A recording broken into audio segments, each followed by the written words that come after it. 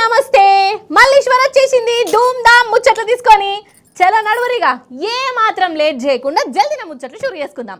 NSR group వారి enrich water సమర్పించు ధూమ్ ధామ్ ముచ్చట్లు షురు. నిజంగా మన సర్కారు వాళ్ళది ఇంత కరుకు గుండె అని అనుకోలేదు వల్ల. అరే ఇంతగానం రాతి గుండెనా అసలు? లేకుంటే ఏంది?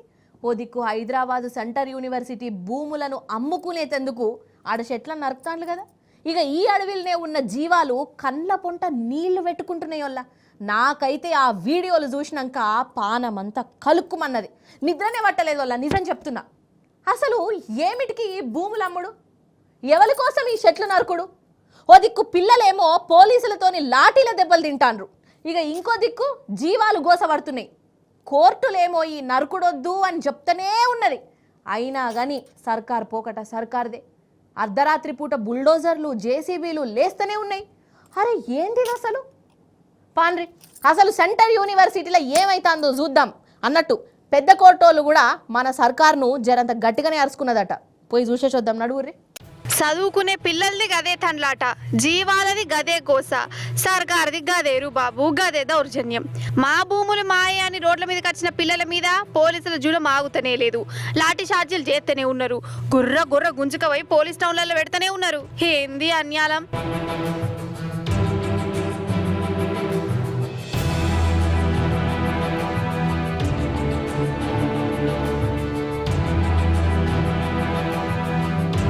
అన్నట్టు ఈ చెట్ల నరుకుడు మీద సుప్రీంకోర్టు దాకా పోయిర్రు.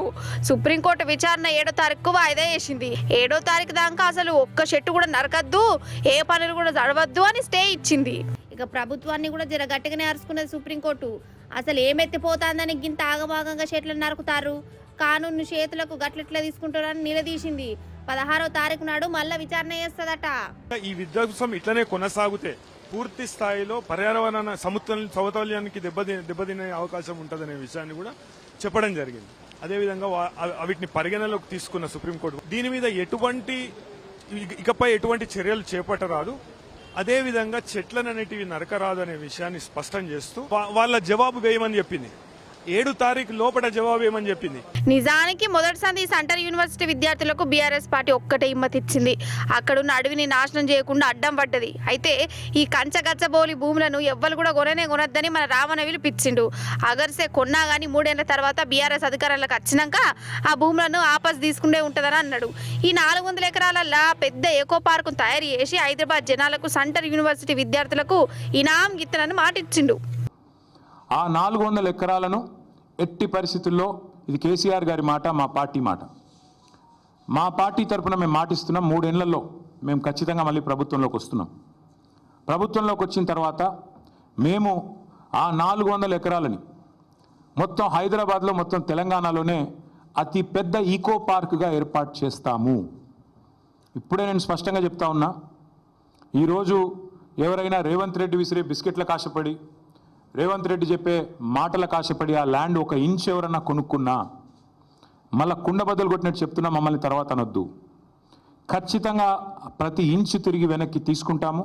ఒక అద్భుతమైన ఈకో పార్క్, ఎట్లా అయితే ఒక సెంట్రల్ పార్క్ ఉంటుందో మన్హాటన్లో, ఆ స్థాయిలో ఒక అద్భుతమైన ఈకో పార్కును హైదరాబాద్ ప్రజలకి గిఫ్ట్గా అందిస్తాము. రామన్ ఇట్లా అనుడుతోనే సెంటర్ యూనివర్సిటీలో ఒకరికొకరు అలాయి బలాయి తీసుకునే వాళ్ళ రామన్న నిర్ణయాన్ని ప్రతి ఒక్కరు తారీఫ్ చేస్తుండ్రు.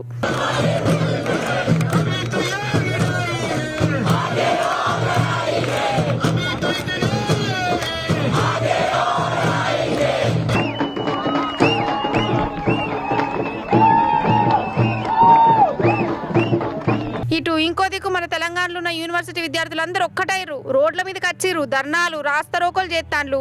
సెంటర్ యూనివర్సిటీని సత్యనాశ చేసే కుట్రలు మానుకోవాలని, లేకుంటే మాత్రం ఇంకో తెలంగాణ ఉద్యమం చూడవలసి వస్తుందని చేయి పార్టీకి శాపాన్లు పెడుతుర్రు.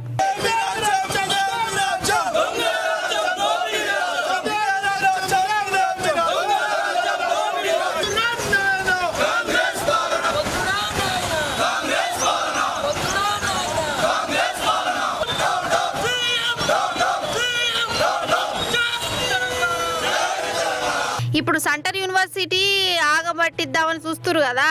ఇక సర్కారు చేసే ఇసోంటి ఘనకార్యాలను ఇట్లనే చూసుకుంటుంటే ఇక రేపు కాకతీయ యూనివర్సిటీ, ఎల్లుండి ఉస్మానియా యూనివర్సిటీ, అవతల ఎల్లుండి శాతవాహన యూనివర్సిటీ, ఇట్లా యూనివర్సిటీలను పొతం పెట్టినా పెడతారు ఈ చేపాటోళ్ళు. ఏమనంటే సర్కార్ కాడ పైసలు లేవు, లంక బిందెలు ఉంటాయి అనుకున్నాం, జీతాలు కూడా వెళ్తలేవు, భూములు అమ్ముకుంటాం, దానికి అప్ప చెప్తాం, అడ్డం వచ్చిన వాళ్ళు తొక్కుతాం, తొండలు ఎత్తామని అన్నా అంటారు కావచ్చు. ఇగో గిట్లనే అనుమానపడుతున్నారు విద్యార్థులు. అసలు ఈ కాలం ఎట్లున్నదల్లా, పిల్లలు పెళ్ళిళ్ళు చేసుకున్నాక అమ్మ నాయనలను కాంతాన్రా అసలు. అంటే ఎవరి బాధలు వాళ్ళయి, ఎవరి రందులు వాళ్ళయి, ఎవరి ఖర్చులు వాళ్ళకు ఉంటాయి కదా నొల్లా, కాదంటలేను. మరి కనీ పెంచిన తల్లిదండ్రులను మంచిగా చూసుకోకుంటే ఎట్లనల్లా, వాళ్ళకు బుక్కెడంతా బువ్వ పెట్టడానికి కూడా కొందరికి చేతులే రావల్లా. అసలు అంత బండల్ లెక్క ఎట్లా మారుతారో అర్థం కాదు. కొందరైతే ఇళ్ళకెళ్ళి ఎలగొడతారు, లొల్లులు ఎందుకని అనాథ శరణాలయాలలో పెడతారు. ఇంకా కొందరైతే కన్నోళ్ళతోని ఇంటి పని అంతా చేయించుకొని సలిబువ్వ పెట్టడానికి కూడా వెనకా ముందు అవుతుంటారమ్మా. ఇగో ఇసాంటి తెలివి మంతులు ఒక్కసారి ఈ ముచ్చట చూడాలే. పిల్లలు దేవుడు చల్లని వారే అని పెద్దోళ్ళు ఎందుకన్నారో మీరు కూడా అర్థం చేసుకోవాలి. చూడుండ్రి ముచ్చట. ఈ సంటోని చూడురోల్లా నిజంగా నా పానం కలుక్కుమన్నది, సంతోషం కూడా అనిపించింది. బీమార్తోని దావకాండ్ల పడ్డ కన్న తల్లికి కొడుకే తల్లి లెక్క మారిపోయిండు, అన్నం తినిపించుకుంటే దైనని చెప్తుండగో.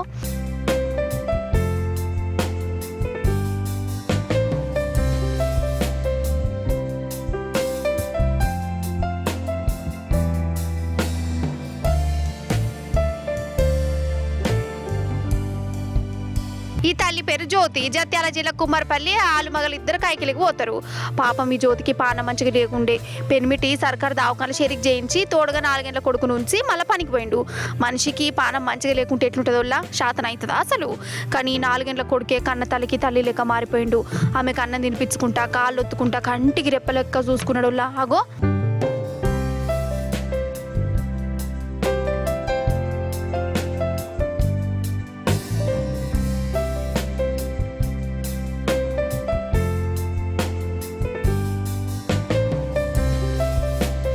నిజంగా తల్లి బిడ్డల ప్రేమట గిదేనోళ్ళ. తల్ల అవస్థ చూసి 4 గంటలు కూడా చక్కగా నిండని కొడుకు తనలాడామని ఇట్లా చూసుకుంటుండంటే నిజంగా నాకైతే నోట మాటత్తలేదు. షెబ్బాష్ బుడ్డోడ, నువ్వు చిన్న పోరనివే కానీ చాలా మందికి బుద్ధి తెస్తున్నావు. నువ్వు పెద్దగా అయినాక కూడా గిట్లనే చూసుకోవాలి ఏమంటున్నా.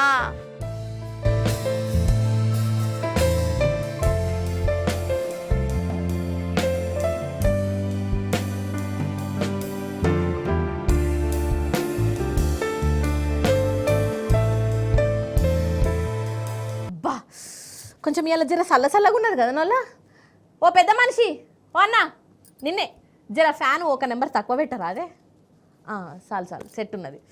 కానీ ఈ వాతావరణంలో వేడి వేడి మిరపకాయ బజ్జీలు, ఉల్లిగడ్డ పకోడీలు తింటుంటే ఆహా ఏమన్నా ఉంటుందా నల్ల. 1 నిమిషం ఆగుండ్రి, నేను మా వాళ్ళకి చెప్తా. ఓ అన్న నిన్నే తమ్మి ఇటు నేనే గా రాయమల్లు హోటల్ పోయి వేడి వేడి మిరపకాయ బజ్జీలు పట్టుకరాపో, మీద మసాలా చల్లమని చెప్పు. రైట్, మనం ఏడున్నాం ఇప్పుడు. రైట్, చల్లదనం వాతావరణం కదా. అయితే ఎండాకాలం వానదేవుడు డ్యూటీ ఎక్కిండ కదలా. అయ్యో మన హైదరాబాదులో అయితే ఒగదంచుడా గాలి దుమారమే వచ్చింది. తుఫాను గిట్లు వచ్చిందా ఏంది అని కూడా అనిపించింది. అంతా ఆగం అడివడివి. పాన్రి ఈ వాన ముచ్చట్నే ఓ మళ్ళీ కరుసుకొని వద్దాం నడువురి. ఓర్ నాయను, మన హైదరాబాద్ తుఫానికి ఇట్లా వచ్చిందా ఏంది అనిపించిందో. నాకైతే పొట్టు వాన, ఇది చాలదని గాలి దుమారం.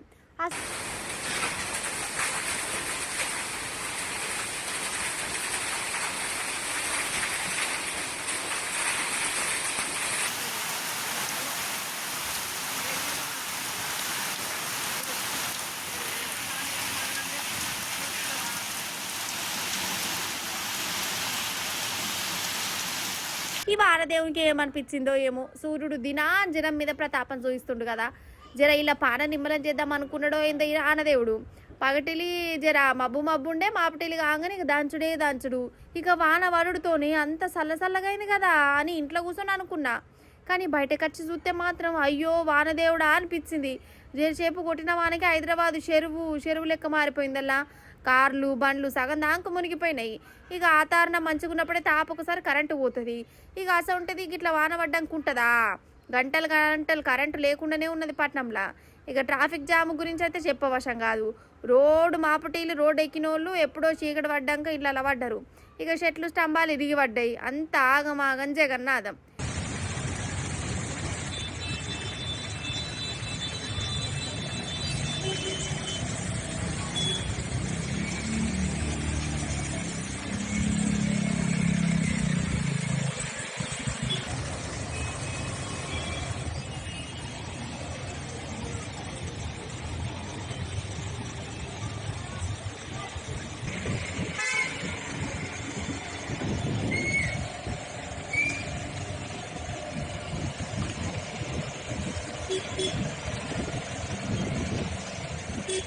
ఇటు మన ఊర్లలో కూడా వాన జర గట్టిగానే కొట్టింది.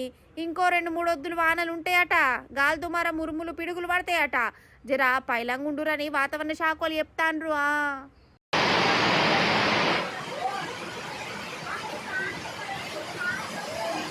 హా, మొన్ననే చెప్తి కాదల్లా అమెరికాకు సర్దిలేస్తే కర్మ దేశాలకు తుమ్ములొత్తాయని. హగో అదే కథ అయింది. ట్రంప్ సారు ఉండే కాడ ఉండడు. ఆ ముచ్చట మనకు తెలుసు, కడమ దేశపోళ్లకు కూడా తెలుసు. అయితే మన మోడీ సారుకు కూడా మనకంటే ఎక్కువ బాగా అంటే బాగా ఎరికే. అయినా వాళ్ళ దోస్తాను వాళ్ళది పటు నడిమిట్ల మనకేంది. అయితే ఏంటంటే ఈ ట్రంప్ సారు వారు మొత్తానికి కడమ దేశాల మీద పన్నులేసిండోల్లా. ఈయనకేం పని అని అనుకునేరు. అయితే అమెరికా నుంచి దిగుమతి చేసుకునే వాటి మీద సారు వారు ఎక్కువ పన్నులేసిండన్నట్టు. మరి ఏ ఏ దేశాలకు ఏ పాటు పన్నులేసిండు, మన మీద ఏం పాయిరం చూయించిండు? సారు వారి కళాపోషణతోని దునియాలో ఇప్పుడు ఏమైతాంది, ఏంది కథ అరుసుకొని వద్దాం రాండ్రి. అగో చేతులు పట్టుకొని శిల్క నవ్వుడు నవ్వుతాండు చూడు ట్రంప్ సారు. ఏందయ్యానంటే ఏ దేశాలకు ఏ పాటు పన్నులేసినాం, ఏంది కథ, ఇగో ఈ వీటిని చూయిస్తున్నాడు అన్నట్టు. ఇక ఆ పన్నుల తారీఫ్ల ముచ్చట ఏందంటే దీన్ని అచ్చ తెలుగులో చెప్పాలంటే దిగుమతి సుంకం అంటారంట. అంటే మన అమెరికా వస్తువులను వేరే వేరే దేశాలు దిగుమతి చేసుకుంటాయి కదా నల్లా, హాగో వాటి మీద పెద్ద పెద్ద పన్నులు వేసే యుగురం పెట్టుకున్నాడు. ఎందుకయ్యా అనంటే అమెరికా దిగుమతి చేసుకునే వస్తువుల మీద కూడా కడమ దేశాలు పన్నులు గుంజుతున్నాయట. నువ్వు గంట గుంజితే నేను నీకంటే ఒక ఆకు ఎక్కువ చదివినోన్ని నేనెంత గుంజాలి అని అనుకుంటా ఇగో ఇట్లా పెంచుకుంటూ పోయిండు. అందరికంటే ఎక్కువ చైనా వియత్నాం దేశాలకు వేసిండోల్లా. హాగో 67% అట. ఎంతైనా చైనా అంటే అమెరికాలకు షీదరు పుట్టినట్టు అవుతుంది కదా, అందుకే ఇట్లా పగ తీర్చుకున్నాడు అయి ఉండాలి. ఇక మన దేశం మీదనేమో 26% పన్నేసిండు. అయ్యో ఎందుకు సారు గంతగనం ఎత్తివి, నువ్వు మోదీ సారు జాన్ జిగిరి జబ్బలేనాయే అంటే ఏమంటాడు, తమ్ముడే ప్యాకాటే. మోదీ ఏమన్నా తక్కువనా, మా తాన కూడా వసూలు చేస్తాడు కదా, అందుకే మేము కూడా వసూలు చేస్తాం అని అంటున్నాడు. ఇంకా నయము నేనన్నా 26% వేసిన, మోదీ సార్ అయితే 52% వసూలు చేస్తాడు అని ఇంకా త్యాగరాజు ముచ్చట్లు చెప్తాడు.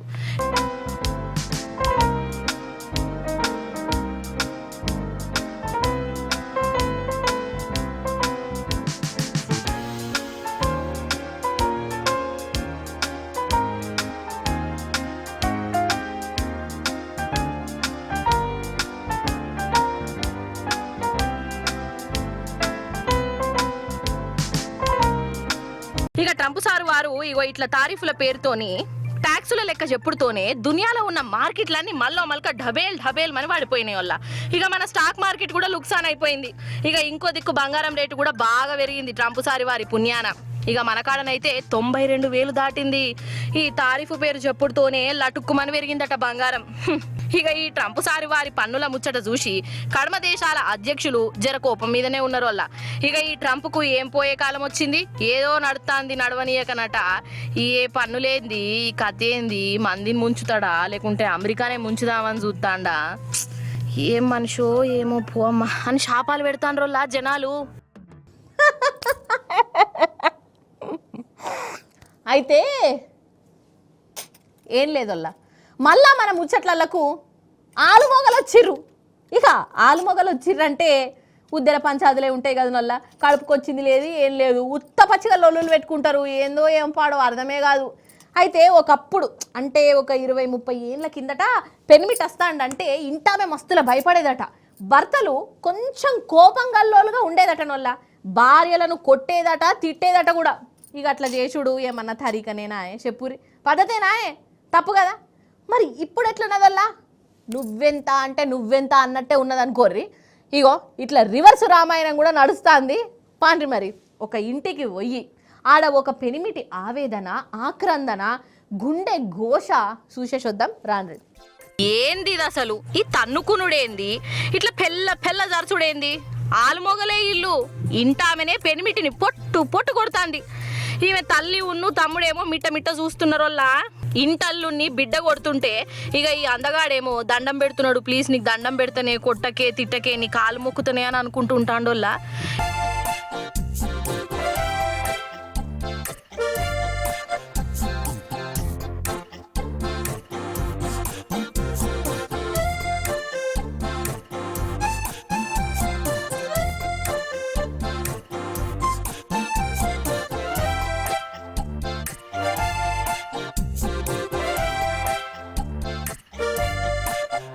ఇక అటెనక ఈ వీడియోను పోలీసు వాళ్ళ కాడికి పట్టుకపోయి నా భార్య నన్ను కొడుతాంది, నన్ను కాపాడుర్రి అని ఫిర్యాదు అయ్యిండు. అదన్నట్టు ముచ్చట. అసలు ఏందో ఏమో పోన్ రోజుల అయినా ఆడ మనిషి ఉత్త పచ్చిగా ఎందుకు కొడుతుంది పాటు? ఈయన ఏమన్నా కంతిరేషం వేసిండో ఏమో, మరి ఈయన ఎంత సతాయిస్తున్నాడో. ఉత్త పచ్చిగానైతే కొట్టారు కదా, ఓపిక పోయింది కావచ్చు.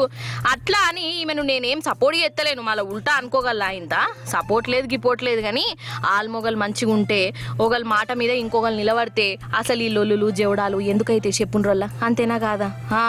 అన్నట్టు ఇదేడ జరిగిందో చెప్పలేదు కదా మీకు, మధ్యప్రదేశ్ రాష్ట్రంలోనట. ఏ రాష్ట్రంలో చూడు ఇదే కథ ఉన్నది పాటమ్మ.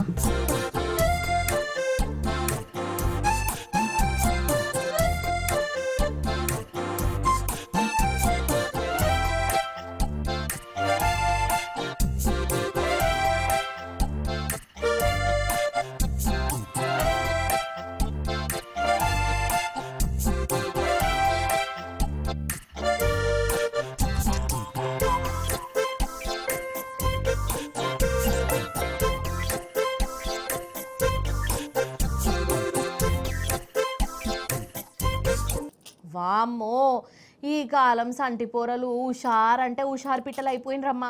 అసలు ఏమన్నా తెలివి మంతులు అవుతున్నారా? ఉత్తపచ్చి తెలివి మంతులు కాదు. సరే సరే, ఇక ఇప్పుడు నేను పిల్లల ముచ్చట ఎందుకు తీసినయ్యా అనంటే కొందరు పిడుగుల గురించి చెప్పేటెందుకు. ఇక ఆ పిడుగులు పోలీసులకే సుక్కలు చూయించిర్రు. ఏందో ఏమో మొత్తం కన్ఫ్యూజన్ లేకుండా క్లారిటీగా చూడురు ఒకసారి మొత్తంగా. రెడీ 1 2 3 ఇక వారి.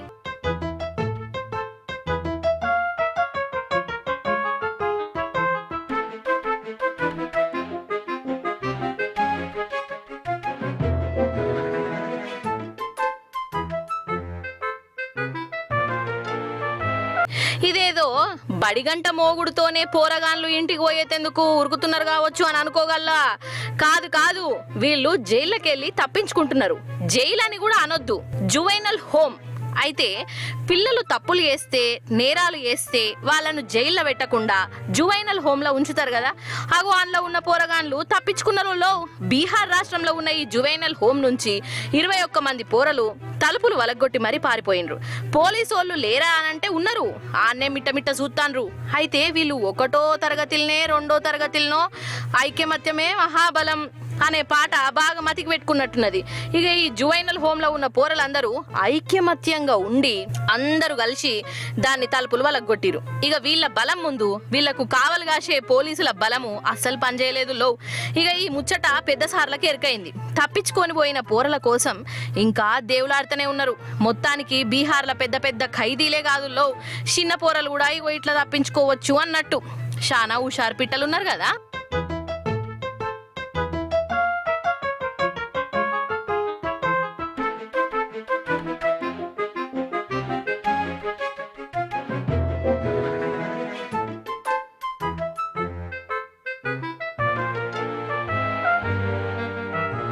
అయితే నాకు రాత్రిపూట పిల్లిని చూస్తేనే భయం అవుతుంది వల్ల, నిజం వల్ల.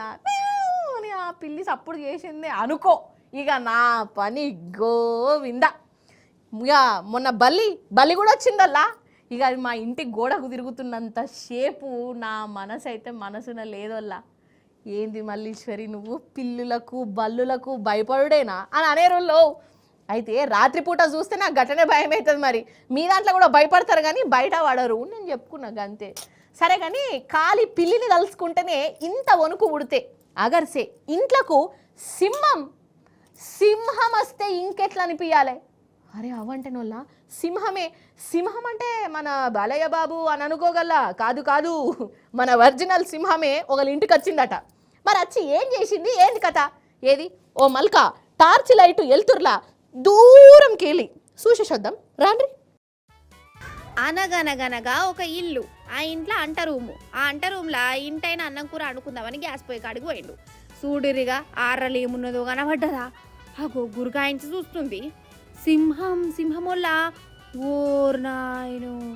అగో వంట రూమ్లోకి వచ్చిందోళ్ళ. నాకైతే ఇట్లా చూస్తా అంటేనే గజ్జుమంటాంది. దాన్ని అంట రూమ్లో చూసిన అయిన పరిస్థితి ఏంది కావచ్చు. నేనే ఆ జాగలుంటే నాకు మాత్రం గుండెపోటచ్చు కావచ్చు. ఇక సింహాన్ని చూసుడుతోనే ఒర్రుకుంట బయటకు వచ్చిండు.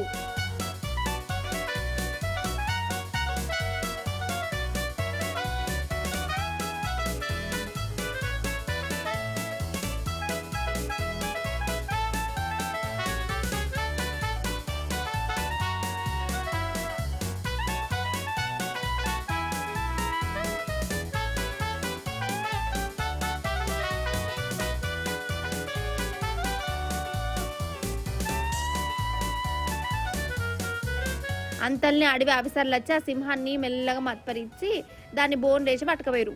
అగో అన్నట్టు ఇది గుజరాత్ సింహం అట. గుజరాత్ సింహము అర్ధరాత్రి పూట అడవులకి వెళ్ళి దవ్వ తప్పింది. పక్కపోంటే ఉన్నాయి, ఊర్లోకి వచ్చింది. అందరు నిద్రపోయాక ఇది ఇంట్లోకి వచ్చి చేసేపు రెస్ట్ తీసుకున్నది. ఇక వంట రూమ్లో అటు ఇటు తినడం వేసిందట. పాపం ఆకలి మీదనే ఉన్నదో లేకుంటే వంటవారు ప్రోగ్రామే పెట్టుకుందాం అనుకున్నదో మనకు తెలియదు. ఇంకా నయ్యం ఇంట్లో వాళ్ళని ఏం చేయలే, ఎవరినే మనలే. కానీ ఏమాట కామాటేనోళ్ళ ఏ జీవాలనైనా కానీ ఉత్తపచ్చగా మనుషుల తెరువుకోవాలా మనం ఏమన్నా చేద్దాం మన భయంతోనే అది మన మీదకి వస్తాయి. లెక్కకైతే అవి మనుషుల కంటే మంచియే అన్న కదా అని ఎనడం సింహాలు పులులు కనబడితే సెల్ఫీలు దిగారు. గా పని మాత్రం చేయకురుల్లో. ఎన్ఎస్ఆర్ గ్రూప్ వారి ఎన్రిచ్ వాటర్ సమర్పించు ధూమ్ ధామ్ ముచ్చట్లు. ఇవన్నట్టల్లా ఇయాలటి ముచ్చట్లు మళ్ళీ రేపు వచ్చేటప్పుడు ఇంకిన్ని ముచ్చట్లతో కలుస్తుంది మీ మల్లీశ్వరి. అప్పటిదాకా మీరైతే చూస్తూనే ఉండు టీ న్యూస్. నేను ఉంటా మరి. నమస్తే, టాటా.